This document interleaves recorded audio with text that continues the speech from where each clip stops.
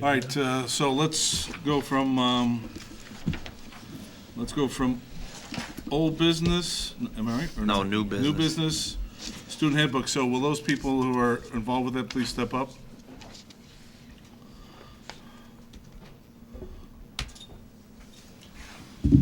Are you going to use a projector? No. Good, so you're lucky on that one. Or you can come Bring back your in group 3 up. hours. Nope. We can go. We don't bite, so you can come on up. So the board has a copy of in their agenda. It's on page, The code of conduct. the code of conduct's one page. It's on page 114. Mr. DeGetti, in your presentation, as you present, try to include the questions you received from the board. And if not, then we can save time at the end for you to go through the questions you received. First, I'd like to talk about these two individuals behind me. As we have for the last couple of years, we've had students involved in the student handbook. On the 24th of February, I'm going to come back and talk a little bit about more of the adjustments we're making on the handbook. Tonight, we're just going to specifically talk about the code of conduct. These two individuals, Savannah Alvarez and Tom Loftus, they've been with us for 2 years.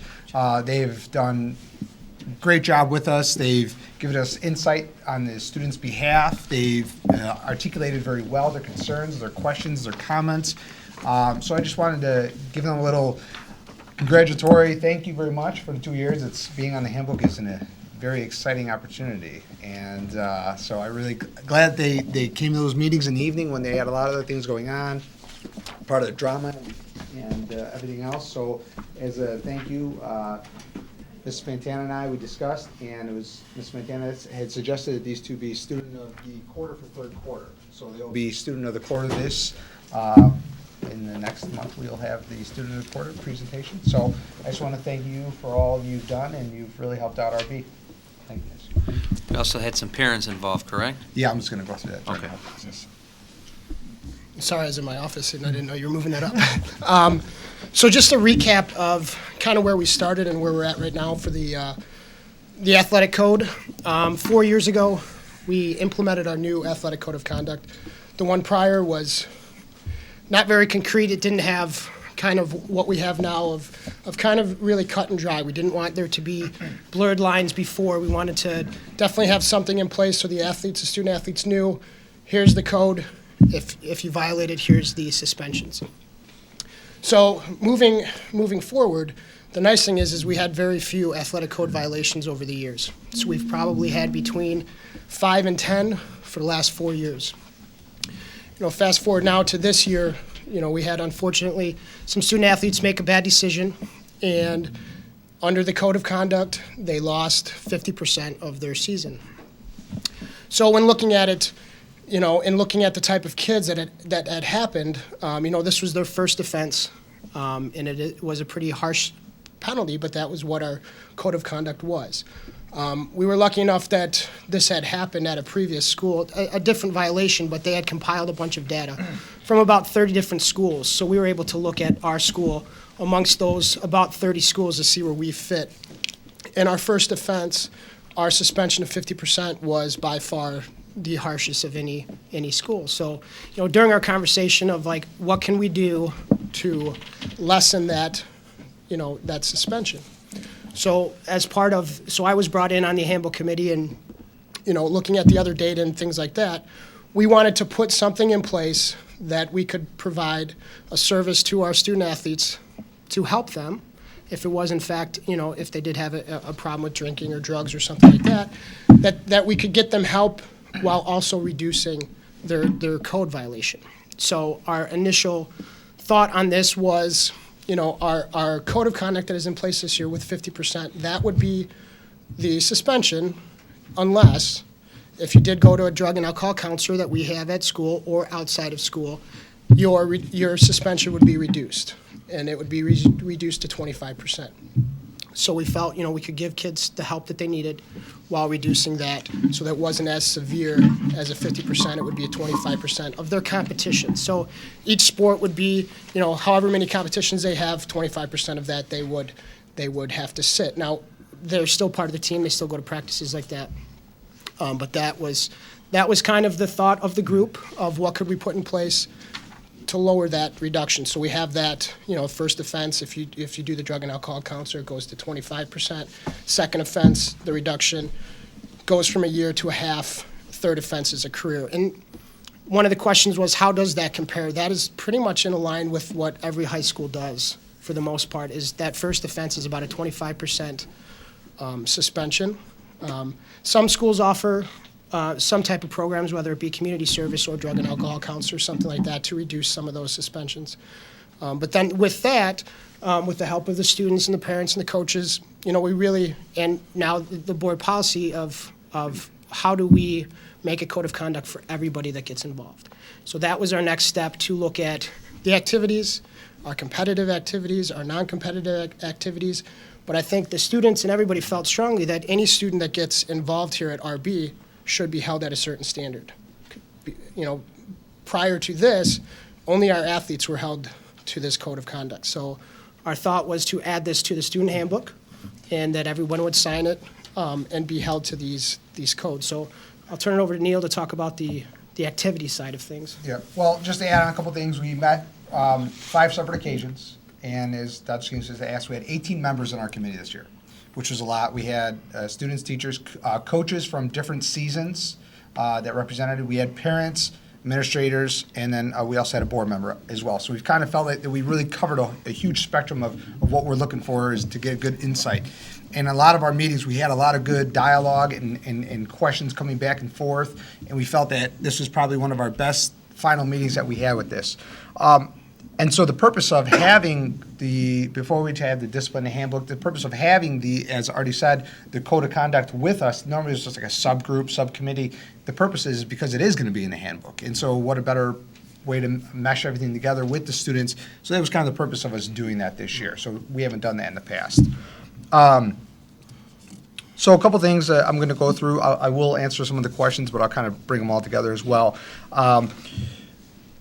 With any student who happens to be involved extracurricular activity, non-competitive, extracurricular activity, competitive, and an athlete, if they are in violation of the code of conduct and it happens to be on school grounds, they will be suspended. They'll fall through that possibility of whichever the choices, first offense, second offense, third offense.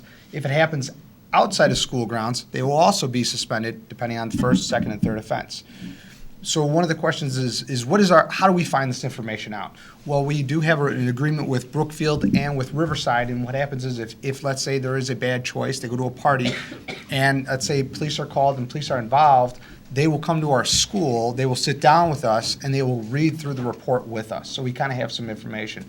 Us as deans will then decipher through whether or not are these student athletes, are they involved? And obviously, moving forward to next year, we're going to need to know exactly who's involved with our extracurricular, non-competitive, and competitive students.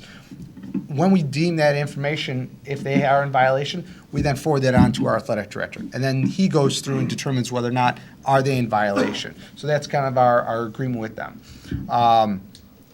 Any student who is caught drinking or doing drugs at a school event or on school grounds, so let's say like an extension of RB, let's say like a football game at Glenbard South, something of that nature, and they made a bad choice, they will also be suspended. These are students who might not be fall in that they're part of the school in like extracurricular activities or sports or something of that nature. Those students can also be held as discipline through RB, an extension of RB. Any questions so far? Keep going. Okay. So I'm not going to go through all the questions. Some of them were very, we fixed them. They're suggestions. I'm just going to go over a few of the major questions that we had here. I talked about the agreement with the police, the reciprocal agreement. That was question number 4. Already went through question number 5. Yeah, the other part is question number 5. Our code of conduct is 365 days. So if you are, let's just say for an athlete, if you're out of season and you have a code violation, that is going to carry over to your next season that you participate, up to a calendar year. So let's say you're on the football team and have a code violation that last game of the season, that's going to carry over if you don't participate in the winter or the spring. It's going to carry over to that next football season. If you choose not to participate in football, let's say, then we deemed it as you've served a year suspension, basically. You chose not to get involved.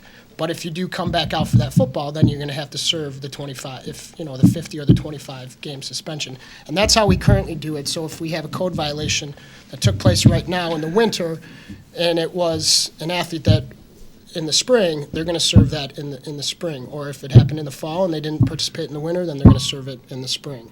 So that was one question. Yeah. Can you extrapolate that onto other extracurricular performance? So is everybody for a year? So if I play football, not another activity, and I only get suspended with one game left. Mhm. So I'm going to get, I don't know, what do they play, like 8 or 10 games?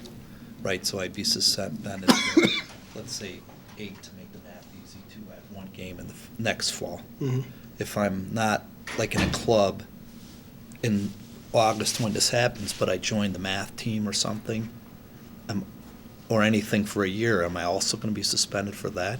Mhm. And then if I'm in, I don't know, I guess you're not, the rest of them, you probably do it year-round, so it wouldn't, how do you do it for like an essay or a office service class or something So like anything that? for activities, if you did have a code violation, it would take place whatever the next thing that you did. So for the essay, it would be community service. So in order to be on essay, you'd have to do your 25 community service hours within the first 3 weeks of joining that club in order to stay on that club. So Okay. once the kids sign at the beginning of the year, that's the entire year, Okay. regardless of what they're involved with at that time. And the other thing is, if I'm on I don't know what sports have different number of competition, that's a little hard, but let's say baseball's got to have the most. 35 games. Right, 35 games, so you've got to do 8, and I do, half of those, and I play football, do I miss one football? I mean, how do you extrapolate that onto the season of another sport? Yeah, it gets, percentage-wise, you just kind of have to figure it out. Figure it out, get as close as you can on Yeah, a yeah. percentage. I mean, it okay. could be a quarter, it could be a half of a game, so. Okay. You will have somebody So- ask if they got suspended from a sport and they don't play any other sport in another season, they may just choose to go out for activities to try to eat up their code of conduct. Can that happen? The goal is, for when we spoke as a committee with the students, is that if you violated that, and let's say it was in the fall, and all of a sudden you want to, so you're not getting, and you want to do another sport, you decide to jump in and do an activity, you must take care of that suspension during that sport, isn't that correct, what we discussed? Yeah, you cannot join an activity to take care of an athletic Yeah. Because suspension. we've had kids in the past join other sports. Correct, that's Correct. different, then you take your penalty in that sport, but you must complete that sport for it to You're count. saying you must complete your penalty in sports. Yes, Mm-hmm. yes. Okay. Well, what you answered I asked the same question, and you answered it different for the two. Well, you would have the I activity said penalty too, yes. You have Yeah. all 3 categories apply for a year. Correct. So if you're in a sport and you don't finish in that season, you got a whole year to finish in sports, regardless of activities. If you Right. join an activity, you have a year of the punishment and activity. Correct. In the 2 categories. Correct. So switching to activity provides no benefit to you. Correct. Because you've got a You're gonna year have in to each serve- category Right. independently once you are Correct, deemed to have violated the policy, right? correct. So whatever sport or activity, depending on which one is, that is your ruling for the suspension or what you have to fill out? That's the plan.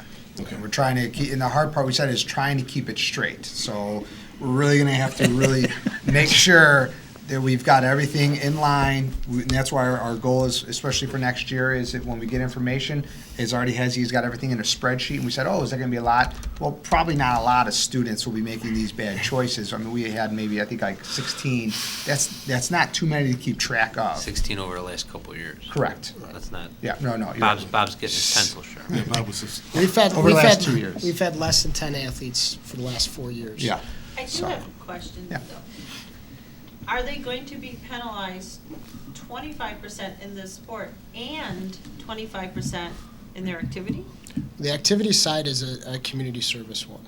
If it's a competitive thing, then you would have to we'd have to figure that out of So- percentage-wise, because it would kind of be the same. But I mean, are they gonna be penalized in both? Yes. So if Three. somebody played a fall, I mean, because now that's a lot of penalty, that just increased the penalty, so we cut it in half and now we just doubled it. So if somebody played a fall sport, made a mistake in winter, and they were in the spring musical, Right. are they gonna miss a fourth of the spring musical and then a fourth Well- of the spring musical and a fourth of their Fall fall season. sport? Yes. Yeah. But the spring musical would be. It's not competitive. It's not competitive, so it'd be community Community service. Just community So they would have service. 10 hours of community service. And they still can participate in their practices, and they still can participate in there. We're not trying to take away their practice, because in all sports, and They're they still still get to participate, it's just that competitive part. So hopefully that they've taken care of their side by meeting with the CDAC and doing their hours prior to the event taking place. And in the current policy, if you violate the athletic code of conduct, you also have community service. So we took that piece out and only applied it to non-athletic activities that are non-competitive or performance activities. And so as people in the audience are looking at this, what is a non-athletic activity competitive? What would be examples of that? Chess club, Chess club, math team, club. Okay. FCCLA. Okay, good. Gary, you had a question? Gary, you have a question? It was your question. Okay. And the last question, when it says from 25%, does that mean it can be less than 25%? Where you- Where are you No. reading it? No, Uh, That's it's just the looking at the reduction bottom from chart. the- yeah. Okay. keep on going. And then we had, question 7 was about code violations result in a 5-day. Yes, if they do not meet with that CDAC, if they do not have the scheduled meetings. And so what happens is, let's say you set up the meetings with the CDAC at school. You can also do it outside if you choose, but we have it set up in school. And if you do not meet with our CDAC, they will let us know, and then that suspension will continue on. Well, but that, again's I'm talking about CDAC, so everybody knows what that means. certified drug alcohol counselor. Okay. What if the suspension is for stealing something? Totally different. What's different? Because code of conduct, we're dealing with like drugs and alcohol and Tobacco. smoking and tobacco. We don't have in the code of conduct and stealing. Because that would be a behavior offense, and it's just a Yeah, it's like suspension fighting, from it's like everything. swearing, it's non-compliance. We don't have that in here. So the only thing that is covered here is drug and alcohol Drug, violation? alcohol, tobacco, lookalike drugs. Okay. So but we talked about this too. If I, break the front doors of the building down and do something like that, even though I might get suspended for 10 days, I don't get suspended from football? So think about this, if I'm suspended from the building, I'm not allowed to come to school, so it means I can't participate in practice, which means I won't be playing in any games. Yeah, it's For kind- us, well, you can't suspend anybody for more than 10 days. We have to expel them. Sure. So I'm trying to understand why the concept is, if it's drug, alcohol, et cetera, which I'm not saying it's bad to address that, we have all this, but if I do some theft, fighting, a lot of other reasons I can get suspended from school, these Well, other. if you're like, aren't if it's affected. severe enough, then we end up doing a threat assessment on that student to determine whether or not this is the best place for them if it's that severe. I understand that, but I'm saying drinking we'll use the exact example, I think I can say that. No, we can't use an example. If I'm drinking at some activity, and I've never been in trouble before, and I get suspended, I have a whole year of punishment in 3 categories. If I beat the heck out of somebody at the same event or get in a fight, and I get suspended, I have no effect on either any one of the 3 of them. I don't understand conceptually why that's so. Right now, the way that it is for athletics, it's not in the code, but what happens if somebody gets suspended for school, they clearly, obviously can't come to practice. And each program pretty much has, and if you're not at practice, you're going to be suspended for a quarter, a half, a game, depending on how many games you miss. If you missed a week of practice, you're not playing that game. So that's kind of like, it's not in the code of conduct, but there is punishment when something like that happens. But you're losing 1 game, not 8 games. Yeah, that's Tim's point. And you're not losing 2 other sets of activities. So, again, I think beating somebody up in a lot of instances is worse than having a drink at a dance. And I'm not suggesting drinking at dance is a good idea.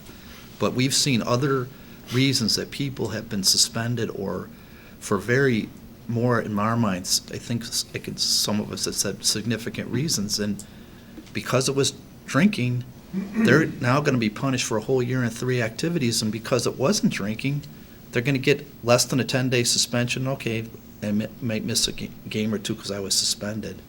Or, more significantly, if it happens in the fall and I don't play a fall sport, and I don't play a fall activity or any of the 3 categories, it really has no impact. If I play just a winter and spring sport and a winter and spring activity, I have no additional punishment. I still conceptually don't understand why we're only addressing this one category of code violation with some more significant punishment. So we want to, I think we need to get consensus from the board so the committee knows what to go back on, is that athletes should be held to a higher standard, so not only with the alcohol and drugs, but their school consequences should also then result in a code violation. Is that what you're suggesting? Well, yeah, I don't understand why it's not so.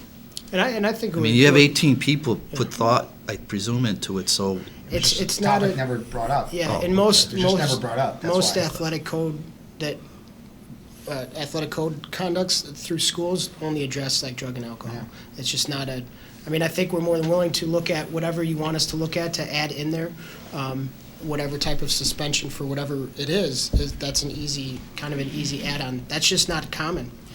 Well, you have 30 schools worth of data. Can you look back at that and then see if all 30 schools don't have anything for disciplinary offenses, or is it a disciplinary offense resulting in 5 days or more of suspension that would result in a code violation? Mhm. I mean, because the student that doesn't do anything that got in a fight would do their 3 days, get arrested. I understand what you're saying from the dean's perspective, that the school consequences are pretty severe to begin with, so it's. You'd think I'd have extracurricular wise. Right. So what I think that you could have 2. You could have one with the drug and alcohol and look-alike and everything else like that, and another one saying other offenses. If there's, let's put it this way, the way Tim, and the board can chirp in this one. If it's an offense that's suspendable, that falls right into here. Even though it's not alcohol and drug related, it's still, as we say, we hold the athletes at a higher standard, they need to be at that higher standard. I think we need to be cautious of tying this to make sure that we're not, because a kid can get a 1-day suspension for having too many tardies. I mean, there's some things that we have in place. That's why I'm saying I think we need to set a threshold. So like Mr. Walsh suggests, a kid may never drink or do drugs, but if he vandalized the school, So basically, or something that resulted in. It's like gross misconduct. Something I that would falls think- under gross misconduct. So like what Right. they do with college athletes, if it's gross misconduct, they get kicked off the team, so on and so forth. So we can look into that. Were you in terms of planning to what's have considered another gross. meeting, Neil, with your team, or not? What's that? Are you planning to have another meeting with We your can have group? another meeting. This is just sort of, we're I going to mean, meet, well, we're going to I'd like to see if you would put it on the agenda for discussion and see what your group thinks. put some feelers I out. think gross misconduct's a good start, That's a good one. Okay. because these are still 14, 18-year-old kids, and they make mistakes, but I don't think we're trying to double jeopardy them. But I think the point the board's bringing up is this: a student could be a role model and make one bad choice, and they're suffering for half a season or an entire year based on a new philosophy, Sure. Fair enough. right? Okay. You know, I just want to ask one, because this is new, first time I'm hearing that the student is going to lose opportunity in both their activities and their sports. Is that typical in the other schools also? Our board policy requires it, and it's something that was recommended in the press packets going back a little bit, that the school board have an extracurricular code of conduct and an athletic code of conduct. Okay. Just basically everything's been answered. Just one clarification, her question. If you're in a fall sport and you have some type of bad decision and you only get to serve 10% of your 25% because you went through the steps to get it reduced, you still owe 15% of some sport, right? Correct. So her question kind of was, if you're in a fall activity and then the spring musical, are they affected at all for the spring musical? If that's the next event, then yes, that's what we would try to do. That's the plan. Okay, because I think you kind of indicated that if you have a violation in a sport, that you need to do your punishment in the sport. That's our plan, is if you are in a fall would be both. activity, yeah, and It would it be moves both. on over to the next activity. And then back into fall, if I Well, understand it correctly. If you finish up your suspension in the spring with the fall activity, then that's it. If that's what you're asking. If he's asking, part of it's being used in the fall, and there's not enough time to finish it up, and the Right. next activity's in the spring, well, then you would be able to finish the remainder of that up in the spring, just like if. No, you have to do, You have to do athletic and you have to do the Yeah. athletic Oh, suspension, that's right. also do the activity suspension. So there's no way to get out of 25% of the athletic, No. No. Correct. even if you have to circle around to the next year. Correct. And that's how we currently have it. Basically, if you get caught in a calendar year, Yeah. hanging over you is athletics, the athletic ramifications and the activity ramifications is what they're proposing. So just so the sheet that's up here on the board, the possible reductions, that's what you're proposing right now, am I right? Okay. And then looking at talking about gross misconduct. All right, anything else? I asked them to bring this early to us because, I like that. No, I like you know, that. So what's your game plan going forward then? I know that you're, usually we'll try to bring that, are you gonna bring it in sections, or are you gonna bring it all at once back, or what are you The gonna handbook, do? Yeah. the 24th, we're gonna come and present. So the plan is by this, So the 24th will be a first read of the entire handbook, and it will include the code of conduct revisions with the gross misconduct added into it. If they need additional time for the code of conduct, that could come again in March. You just need to make sure that the board has enough time to review both the code of conduct and the overall handbook so that you can meet your April, usually it's an April deadline or whatever needs to be printed for your registration. So if you have trouble getting your committee together, Neil, Kristen, Art, before the 24th, then you can bring it in at the March meeting. This will be Yeah. on the agenda now going forward. Don't rush it, make sure you get it right coming to us. And it'd be very helpful, we have this current code in Word, Microsoft Word, or, do you have a version? Do we have a version of it in Word? Yeah, could you give us just a track version of what just the changes are? All right, any other questions for Neil and Art? I have a couple comments. Okay. Roughly, comment number one, roughly how do you think our violations compare per capita, say, to other schools? And secondly, is the enforcement uniform? In other words, are there ways for kids to violate and they're not punished? that are involved in the code. Yes. Not that I know of. We do the best that we can if the information, I mean, if they do something outside of school grounds and we don't find out about it, then there's nothing we can really do about it, to be quite honest. That's what Would it have to be through the police then? The police, we have had some instances where. Yeah, Parents- or somebody gives you information and you look into it and end up probably bringing those students in and finding out. And that has happened in the past where it wasn't the police, it was, information was brought to us and we obviously would investigate it, and the students ended up getting suspended once we found out what had happened. Try to work with credible sources, Yes. not anonymous tips. Well, I mean, I think it's great if we, if the program seems to be working compared to other schools. We only have 10 over whatever you said as a benchmark, but yeah, I just want to get a feel if people are gaming it or if they're really taking it seriously and we're just not enforcing it. I think if it lands on their desk, I'm pretty sure that they enforce it consistently.